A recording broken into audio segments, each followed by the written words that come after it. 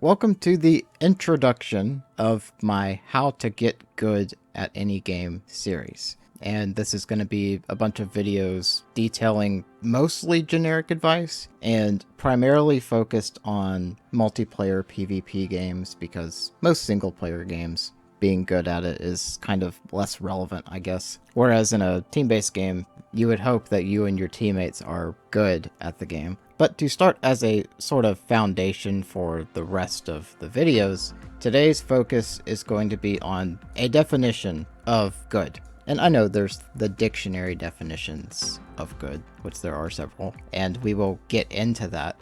But what I intend to do is have a definition for what it means to be good at a game of essentially any kind. And if that is something that you may be interested in, then stick around as I try to define something that is rather ambiguous. So I guess the best place to start is, what does the actual word mean? Well, it could be used in several different ways, yet the most relevant for this context is going to be the adjective, which if you just Google the definition, you'll get two results under the adjective section. And I think both of these are actually relevant for how I'm going to be defining being good at a game. And yes, other people will likely have different opinions and different definitions on, what it means to be good. But trying to look for a definition of being good at a game, I couldn't really find any concrete one or really any in-depth explanation whatsoever. So you may disagree with this definition, but this is laying the groundwork for the rest of my videos on the subject so that you have a clear context of, oh, this is what he means. So two definitions here on Google. The first one is to be desired or approved of. And the second is having the qualities required for a particular role. Now, on the surface, that second one makes a lot more sense in the context, but I do think both are relevant. And I'm going to split the definitions into like two different categories, with the first definition, which is to be desired or approved of, being more so the subjective good, and the second definition being more like an objective sort of good. Starting with the subjective side of this, essentially, when you're good at a game, you're the teammate that people want to have on your team. And of course, there's a lot of ambiguity with that and subjectivity, hence why this is more the subjective definition. But just as an example, if you're absolutely carrying your casual lobby to victory, then you are definitely the player that the people in that lobby will want to have on your team consistently. They'll probably send you a friend request and want to always play with you when you're active because you're desired on the team. And I think this can go a little bit further than just how well you play, and can also tie into how you treat your teammates. Some people, they may play well, but then they just trash talk anybody that's worse than them. And that's typically not a desirable trait for a teammate in a game, and really does not match the subjective definition of good, because if they're just cussing out your teammates all day long for every misplay that they do, it doesn't matter how skilled they are, they're a jerk and nobody's gonna want them on their team.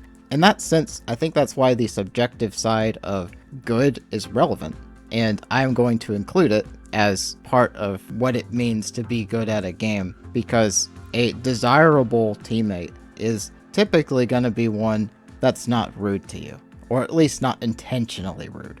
Now, moving on to the more objective definition, having the qualities required for a particular role. That's your skill. So essentially how good you are at playing that role in that game. Do you have the required skill set to perform at an expected level? Which again, can be quite ambiguous, because expected level for a beginner versus expected level for a pro are gonna look a lot different, which we will get into more later.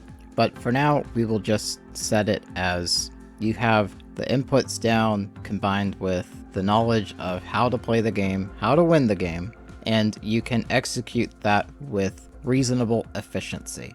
So in that sense, a good player would be someone whose skills are good enough that on average, they are an asset to the team. And I think that on average is an important part of this, because everyone has, really good days where they're just playing exceptionally well compared to their normal. And other days their mindset's completely broken. They forgot how to even play the game, it seems like. And while generally the more objective definition of good is going to be a more reliable predictor of how good somebody is, I do think combining both the objective side and subjective side is ideal.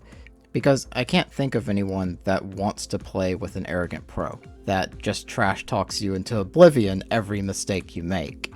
So let's start piecing together the definition. With both of those parts combined, a good player is someone that on average has the qualities for the role and is also a desirable teammate to have. That means you fill your role on the team and you're not a jerk about it. Now, applying that definition is going to be dependent on the game because not every game has like a pro level scene. Some games are super casual and very few people put in additional effort to be exceptional at. So the bar is set depending on how many people are trying to be good at the game. But generally, the metric I would go by for good is every new player wants to have you on their team if they want a good teammate. So they'll like constantly ask you for friend requests if you show up in their team and you just carry them while they're just watching you and all. But at the same time, you're not going to be good enough to beat a pro or any, high level, exceptionally skilled player. But instead of being a complete liability in a scenario where you're against the top cut, you are at least capable enough to not be considered dead weight. So if you can look like both of those at the same time, so liked by every noob out there basically, and not considered dead weight by a top level player, one that's reasonable enough to not just complain about every teammate that's lower than them, then I think that is where you have fully reached the status of being good at a game. Now, depending on the skill ceiling and the amount of competition in the game, the average player could be considered good. Or if the mastery ceiling is very low for this game, then probably the majority of players could be considered good at the game. But it's entirely different for each and every game, and knowing when you reach that place is going to be dependent on those factors. A lot of games, particularly the competitive multiplayer games, the matchmaking on those will be sometimes designed to match people of equal skill, in which case it can be kind of difficult to tell if you're good or not. If everyone's the same skill as you, are you good if you're better than them, or are you good if you just pull your weight? That's a bit more difficult to pinpoint, which if that's like a ranked lobby or something, then your rank could be a definition of good player, so to speak. But if your casual lobby has like a skill-based sort of matchmaking, it can be really difficult to have any clear definition of, okay, I'm finally good at the game because of this. I know some games, as players get more skilled, their KD actually drops because they keep getting matched up against better and better players. So even the stats sometimes are not a good predictor at all of if somebody's actually competent at the game or not, because they could be always fighting the top cut if the matchmaking is that strict, which I've heard some of them are. But if the casual lobby is well-rounded enough that you see beginner players, average players, good players, and top cut players, in that scenario, you could use stats as a predictor of if somebody's good or not, in which case your stats would need to be above average. And even then, because we're all human, you could be playing exceptionally below your average one day, and then exceptionally above your average another day, which I've seen that too, where some players never play at their average. They're either really good or really bad, and it just kind of depends on the scenario or how they're feeling that day, which is something to keep in mind about stats, that they can be unreliable at times. I know a lot of this video just turned into rambling, but I wanted to attempt to explain it out enough that you could have some understanding of what I'm actually trying to say. Because when I go to explaining, well, this is how you get good at a game, the definition needs to be set. So when you're good at a game, you're both skilled skilled enough to perform at or above average in a very casual lobby, while being desirable enough as a person to at least not be a jerk about how well you play or constantly complain about how bad your teammates are. And I think a third quality you could add to a good player is their mindset about the game. So having like decent stats is one thing. They could even have above average stats. But I've seen some players that they can play well until they feel like they're losing, and their mindset completely tanks and they throw the game. At that point, I really do not care how good your stats are. That is not a desirable player to have on your team if they're going to throw in a stressful situation because the odds are no longer in their favor. I refuse to consider anybody like that a good player because I've seen it way too many times where they take a look at the stats at the start of the game, because some games have the option for looking at player stats before the match even begins. World of Tanks was actually a game like that if you used one of the legal mods for that game. And I remember playing that. Some people would look at the stats and just type auto loss in the chat and go run up and die with 0 damage because they didn't want to try to win if the odds were too bad. And I'm sorry, you're not a good player if your mindset is that fragile. So third quality, kind of an additional add-on to the subjective side. You need to try to win. Even if the odds are bad, you need to at least try. That is part of being a desirable player to have on the team, and that is also part of the objective side of having the qualities required for the particular role. That quality should include a mindset that is not gonna break into pieces because the enemy team has a 51% chance of winning and your team has a 49% chance of winning. Because I've seen people with bad stats clutch fights, and I've seen people with good stats do absolutely nothing. You need to not be so stats oriented that you can't rise above your stats and actually clutch a fight in a game, which is why I do not rely on stats to determine if someone's actually good or not, especially since a lot of games stats don't mean anything, because like I said earlier, the more skilled you become at some games, the worse your stats end up getting. Just to finalize and list this all out as kind of a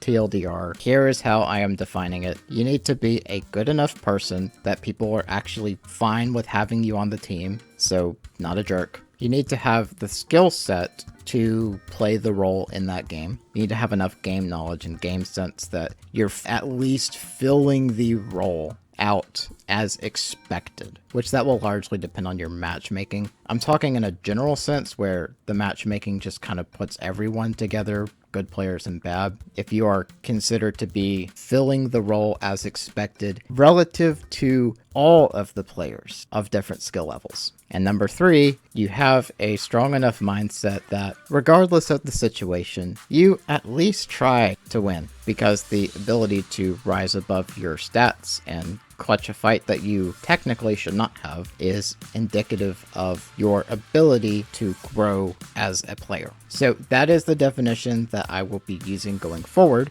and all of the videos trying to explain how to get you to that point will be based on this definition. Now, I will have some additional content sprinkled throughout this series, because this series could go on for quite a long time. There's a lot of things that could be discussed, and if you have any specific attributes of the journey that you want discussed, if I haven't already covered it, I will likely make a video about some of that. So there will be additional, probably more fun content sprinkled throughout, but I want to make something that's helpful, and I'm going to try my best to make this helpful, but it will not be perfect. Let me just disclaimer, this is not going to be perfect, and there are probably other people that could explain it better. The reason I'm doing this is in researching the topic, I really could not find any get good list that covered what I wanted to see and did not do a good job of answering any questions that I would have had. So I'm going to try and make this in such a way that it answers the questions that I would have about how to go through this whole process. So if that sounds interesting to you, you know where the subscribe button and notification bell are, so you can be informed when the next video drops. But I think that's going to be it for the definition of good, being good at a game anyway. Thank you so much for watching.